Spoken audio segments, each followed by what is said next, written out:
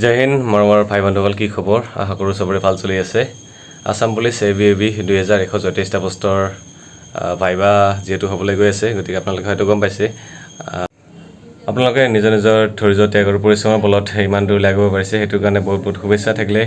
গতিকে এতিয়া আগন্তুক যিটো অন্তিম অগ্নি পৰীক্ষা আছে, এইটো হ'ল ভাইবা, মানে মৌখিক মুখে সুধিব আপোনাৰ এটিটিউড আৰু ডিচিপ্লিন স্কিল এইখিনি চাব। গতিকে এইখিনিৰ বাবে আমি এতিয়া কেনেদৰে প্ৰস্তুতি চলাম, যিটো হাতত বেছি সময় নাই, গতিকে চমুকে কৈ দিছোঁ, আপোনালোকে ইমান চিন্তা কৰিব নালাগে।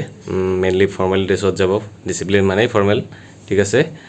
লাইট কালাৰৰ এনি কাইণ্ড অফ চাৰ্ট, লগতে পেণ্ট, ঠিক আছে, ফৰ্মেল পেণ্ট, ফৰ্মেল শ্বু পিন্ধিলে ভাল। তাৰমানে স্পৰ্টছ লুকত যাব পাৰে, যদিও ফৰ্মেলটো বেছি মানে ডিচিপ্লিনত ধৰি লোৱা হয়, যিহেতু এইটো পুলিচৰ পদ হয়। গতিকে ভাই ভণ্টি চবেই মানে ফৰ্মেল ড্ৰেছত যোৱাটো মই ভাল ভাবোঁ। গতিকে আৰু মেইন কথা হ'ল, জনে যোনটো পোষ্টৰ হৈ চান্স পাইছে, কিছুমানে বহুত চান্স পাইছে, কিছুমানে ছিংগল এবি, কিছুমানে ছিংগল ইউবি।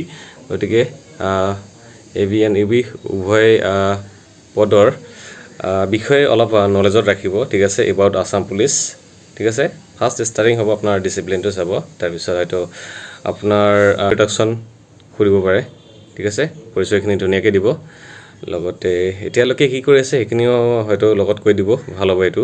তাৰপিছত আহিল নিজৰ হবি, কি কৰি ভাল পায় কোনে, সেইটোৰ ওপৰত অকণমান নলেজ ৰাখিব, সেইটো হয়তো সুধি দিব পাৰে হবিৰ ওপৰত। তাৰপিছত আহিল ষ্ট্ৰাগলিং লাইফ, কেনেকৈ পৰিশ্ৰম কৰিছিলে, কিমান টাইম পৰিশ্ৰম কৰিছিলে, হয়তো সুধি দিব পাৰে।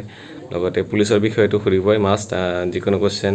ৰিচেণ্টলি আসাম পুলিচে প্ৰেচিডেণ্টছ ক্লাৰ্কছ এৱাৰ্ড পালে, সেইটোৰ ওপৰত হয়তো সুধি দিব পাৰে যিকোনো কুৱেশ্যন। গতিকে এইখিনি ডাটাবিলাক কালেকশ্যন কৰিব। ইভেন আসাম হিষ্ট্ৰী, আসাম জিকে ৰিলেটেড অকণমান নলেজত ৰাখি যাব দেই, কোনো ঠিক নাই, সুধি দিব পাৰে, ঠিক আছে।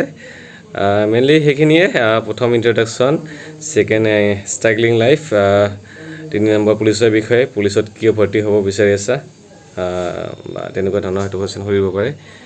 আৰু এনি হিষ্ট্ৰী জিকে ৰিলেটেড এইবোৰ নলেজত ৰাখিব। এইখিনি অকণমান থুলমূলকৈ আলোচনা কৰিব, যদি কাৰোবাৰ দ্বাৰা তেনেকৈ কৰিব পাৰে, এইটো ভাল কামত দিব। আৰু মেইনলি তাত ছাৰ হয়তো থাকিব 4-5জনমান, গতিকে যোনে সোধে তেখেতৰ ফালে চাই ভালকৈ ৰেছপঞ্চ দিব, উত্তৰ দিব। যদি নোৱাৰে কৈ দিব, কিন্তু যিমান নিজৰ ফালৰ পৰা, নিজৰ এক্সপিৰিয়েঞ্চৰ ফালৰ পৰা উত্তৰ দি যাবলৈ চেষ্টা কৰিব। গতিকে সেইখিনি আছিলে আজিৰ ভিডিঅ'টোৰ মেইন কথাখিনি। গতিকে আপোনালোক সকলোকে আকৌ এবাৰ বহুত বহুত শুভেচ্ছা থাকিল নিজৰ অন্তিম অগ্নি পৰীক্ষাৰ বাবে। ভালকৈ অলপ এক্টিভ থাকিব আৰু ভালকৈ দিব, ঠিক আছে। মেইনলি আৰু বেছিদিন নাই, সকলোকে এইটো ছেকেণ্ড বেচ হয়। মোৰ প্ৰিপেৰেশ্যনৰ ফালৰ এক্সপিৰিয়েঞ্চৰ ফালৰ পৰা যোনখিনি মই সাহস দি গৈছোঁ, সেইখিনি ভাল লাগিছে। যোৱা বেচত বহুতে পাইছে আমাৰ গ্ৰুপৰ পৰা, আৰু এইবাৰ ছেকেণ্ড গ্ৰুপ হ'ব। গতিকে সকলোকে বহুত বহুত শুভেচ্ছা থাকিল। জয় হিন্দ।